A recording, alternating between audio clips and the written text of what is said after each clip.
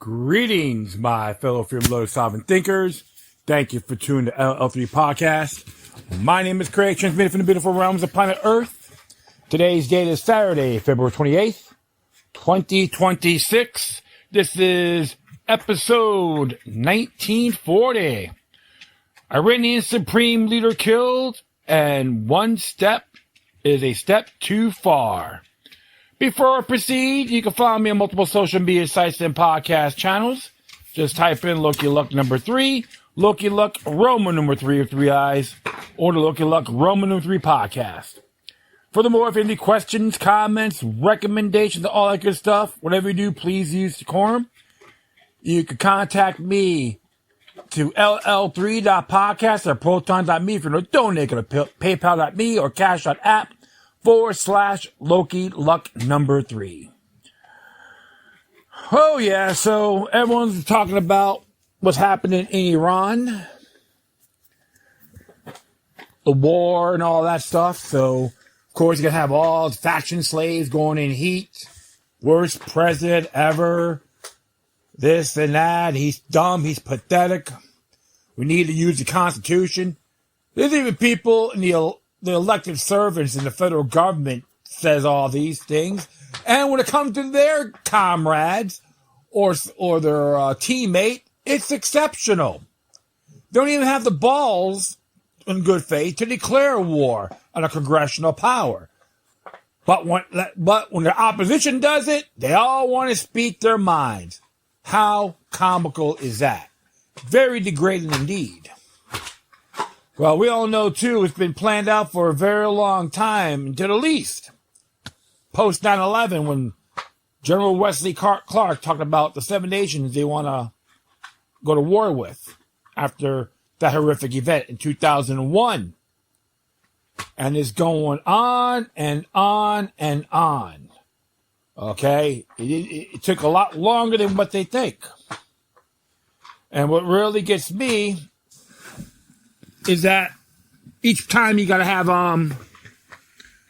okay, just checking, my dog's chewing on something. Each time we check out a few things on what's going on, you guys still folks want to buy the official narrative. Doesn't matter what side of the factions you're on. And you got folks out there jump on the bandwagon, just talking smack as usual. Well, his predecessors done the same thing. Except for even the illegal war approval, which is still under unconstitutional perspective in Iraq. You got folks out there like James Kerry support the invasion of Iraq, and so did Joe Biden. That's okay, long they're Democrats, and vice versa. Come on, folks. Don't get me wrong, the whole mullah regime, there's a lot of totalitarian issues with them. I'm not saying they're angels either, because many people who are revolt, even artists and musicians that are in prison or had to go to exile, escape for what they put out, with musically and art and so forth, and they're being crucified, you can say, metaphorically speaking. All right, many of them are charged for blasphemy. Yes, not everyone in Iran are Muslims. Many of them are Christians, Jews. If I'm correct, the ancient religion is Zoharian. I can be mistaken, but I do remember reading about that many, many years ago. And folks, you need to know one thing too. Iran in Persian means land of the Aryans. That's right. Look it up. I read about this a long time ago. I just like to read on these things just out of curiosity. So it did caught my attention. But the beautiful people over there, they're getting tired of it. And these movements have to be organic. Intervention is very dangerous. We can even look at the history of 1953, the CIA coup on Iran, when they got rid of Mohammad Mossadegh. Then they put the Shah in. And now there's a lot of questions is, who's going to replace Khamenei or that parliament, the mullah government? There's even reports that his son, the son of the Shah during that time, may be taking its place. And, of course, there's a lot of claims he's involved with Zionism. So, foreign powers and influences, you can say. You don't have to be an anti-Semitic to figure that one out. Only thing I can say right now, Kio Bono, who benefits? I want to put a link out on the Club of Rome, the map of the Club of Rome. And Iran's supposed to be the seventh kingdom in that institution. And as I remember, I was like looking at this pretty thoroughly. It happens same thing with Syria. But I will put that link on there on the scrib.com. And the seventh region, or seventh kingdom, is the Middle East and North Africa. That's what happened. Same thing with what happened with Syria as well. When what's his name, Assad took over or left, and they brought in some clown who's involved with Al Qaeda or the Taliban. That Dinkleberry, which I'm not impressed with. And they were slaughtering Christians and Alawite Muslims as well. They're not the Sunnis or anything like that. They do their own thing. The Alawites, they're being treated like imbeciles too, or subhuman, you could say. And I digress. Those are the facts you have to really look into. And it's all for the global order, the one world order. They want this thing so bad because many people are waking up. Some folks, they say, it's a distraction with the Epstein files. It's possible. I'm not saying they're right or wrong. They have to see a lot bigger than the partisan politics. People need to pay attention. And don't get me wrong. It's occurring right in front of our eyes. And I commend it. But always keep the pressure going. Without us, they are nothing. And what they want to do is control us through technocracy, AI, artificial intelligence. Many people can use it to enhance it, but others will be enslaved. So always got to be aware of that. Great books to read, I recommend. Fahrenheit 451 and 1984. Animal Farm, too. George Orwell stuff. Fahrenheit 451 is a quick read. And I got to be honest, I enjoy that book really well. And I encourage people to start reading that. It's a good futuristic educational system. So I just got to get that off my chest. And another thing too, I just love all the social media geniuses out there on other avenues. It's just sometimes it gets real comical. And one thing I always use those particular tools is share information. I'm not saying I know everything. I put my comments in good faith. Some people laugh, but who cares? I'm not offended by that. We can talk about too, John Schaefer, by the way. He looks like he's planning to do another album, Sons of Liberty, and people mocked him. They all call him the insurrectionist. They don't even know what the hell that means. But I don't have to give you the definition. Just look it up yourself. Look at legal dictionaries, okay? Legaldictionary.com or .org. Look it up. It's just, these people don't have a damn clue. Because look, the truth of the matter is, J6 was an inside job, and it was been proven in court. And the prosecutor attorney agreed. He was sternly pointing and yelling and been in the Capitol building for 10 minutes. So he wasn't there all day long. He just did his thing and left. I wasn't really crazy about the whole crashing the Capitol building. We all know it was a setup from the beginning. All these videos have been proven time and time again, but you still got Dinkleberries out there, the experts. Those always go for face value and get a hard on. But I can say this, John Schaefer took responsibility for his actions.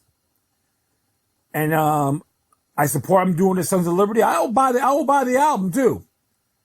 I like his stuff. He's been doing it for a long time. At least he's consistent. He's not one of these posers out there that want to talk a lot of smack. They got all these bozos on parade tour. Tom Morello and Bruce Springsteen touring together. Ooh, where are your cowbells, folks?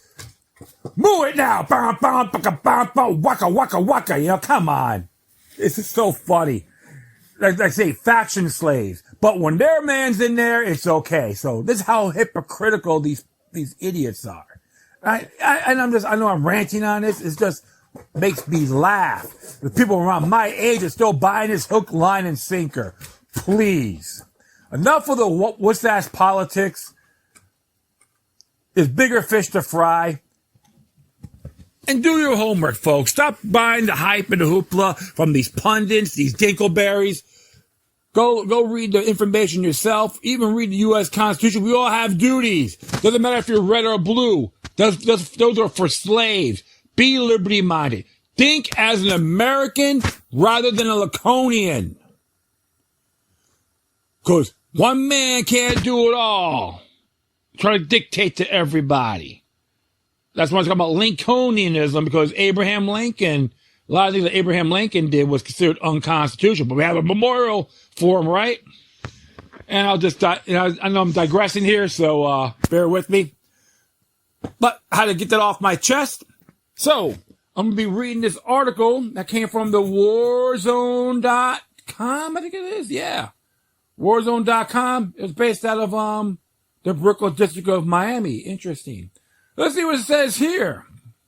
Iranian Supreme Leader Khamenei killed in strikes. Trump declares death of Ayatollah Ali Khamenei as well as other senior Iranian officials add a new dimension to the rapidly evolving conflict. This is by Joseph Trevchik.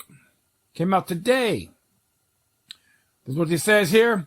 U.S. President Donald Trump says that Iran's Supreme Leader Ayatollah Ali Khamenei has been killed. Khamenei was among a number of senior Iranian officials targeted in the initial wave of the U.S.-Israeli strikes earlier today.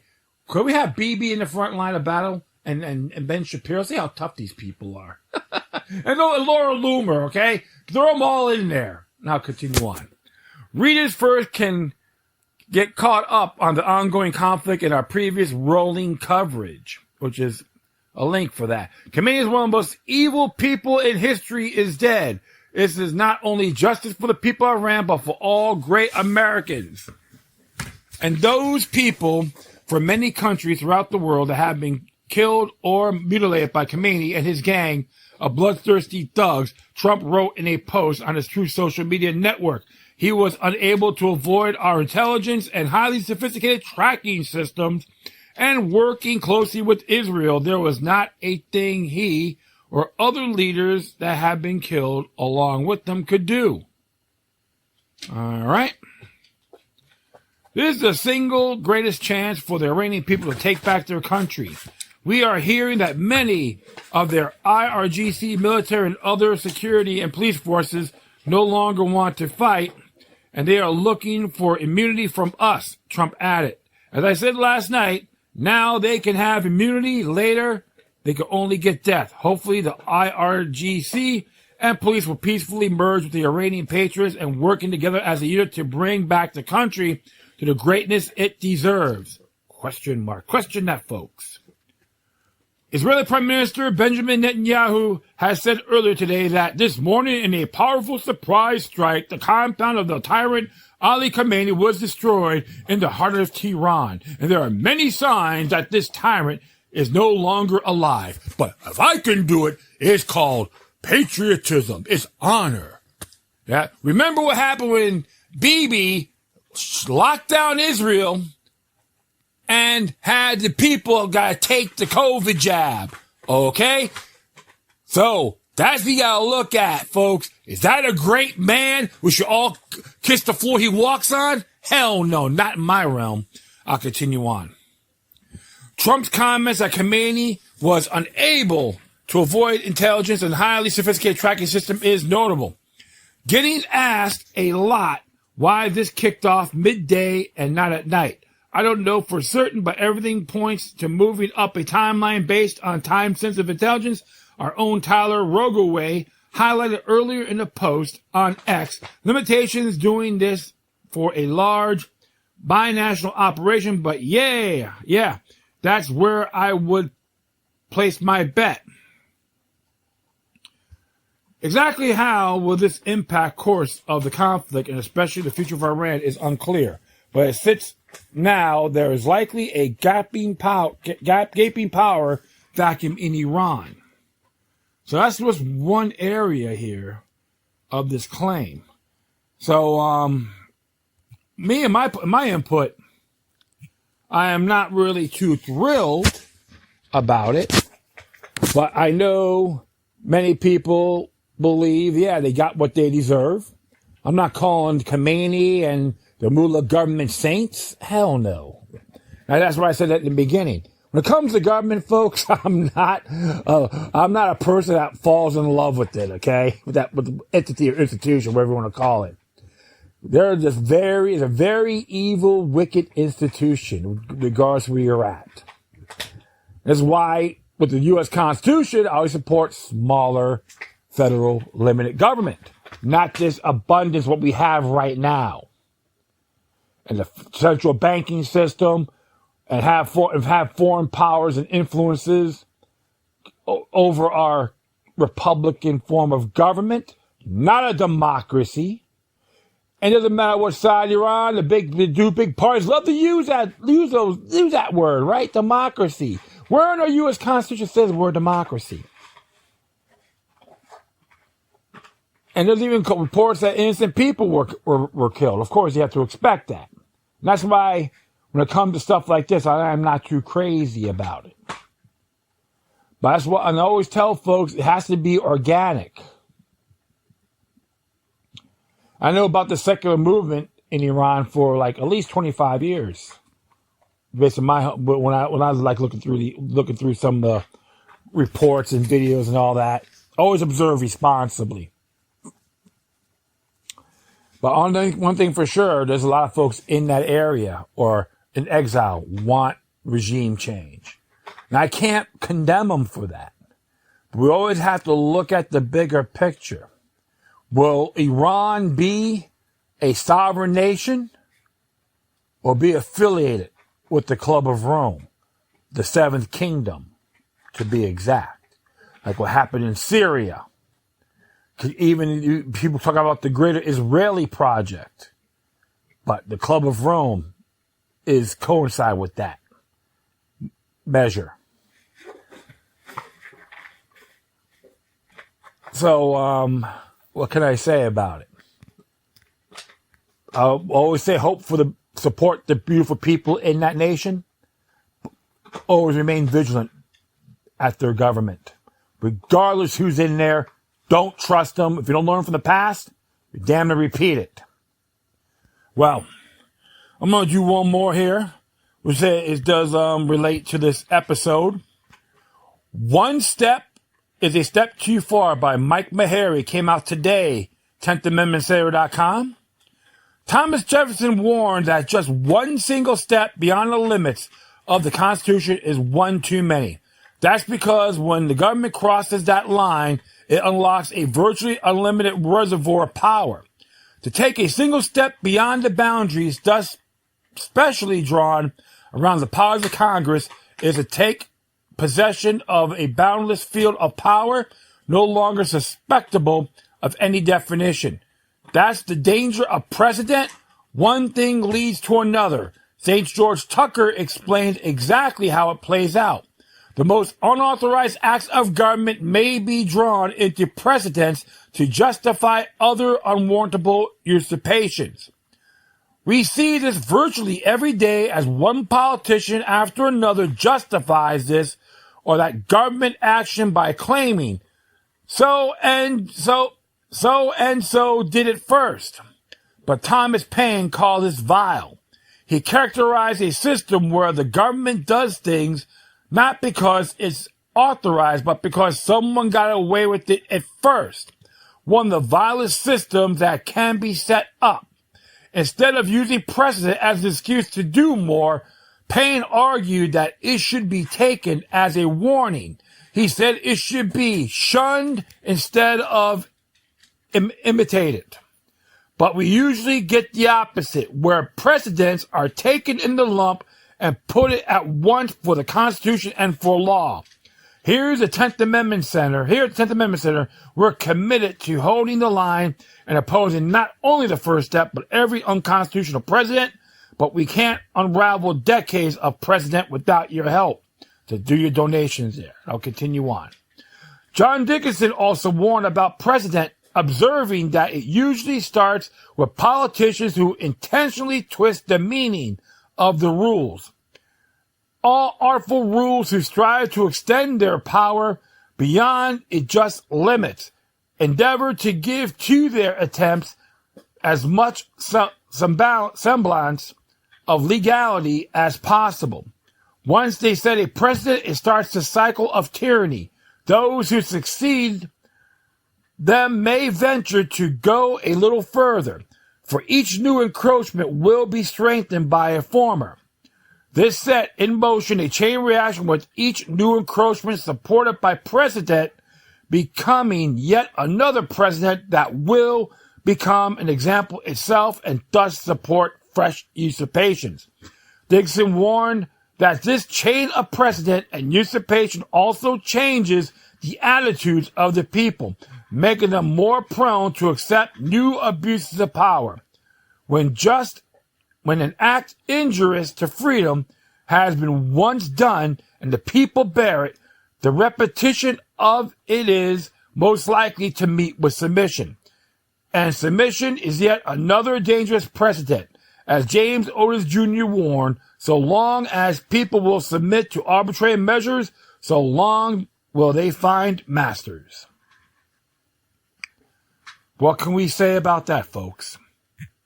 It's true that we're seeing this again and again and again, regardless who's in there.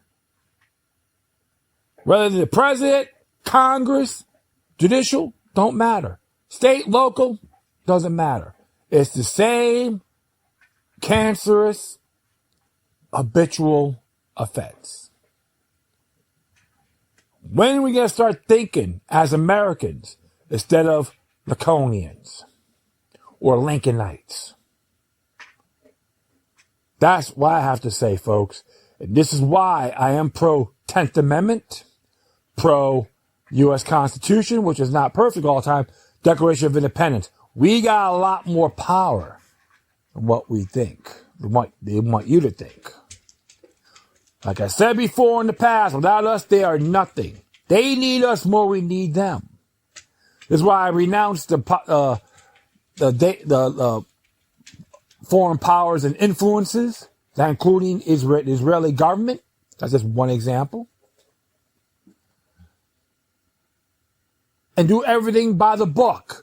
No exceptions. That's what the order wants. Us to submit for our own well-being. Have us suppress, dumb down, and go, yes, master, may I have another? What have you learned from September 11th? If you're still playing, no, go, woe me, give me sympathy, let the state take care of me, you haven't learned anything. I'm not saying it's out of arrogance, but on principle. This is why we got to question these things thoroughly. As like said before, Obama did it, Biden did it, people in Congress did it.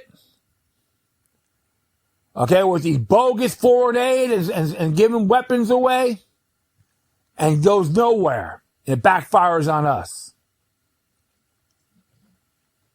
Like Jefferson said, commerce to all, foreign entanglements to none. In his first inaugural address.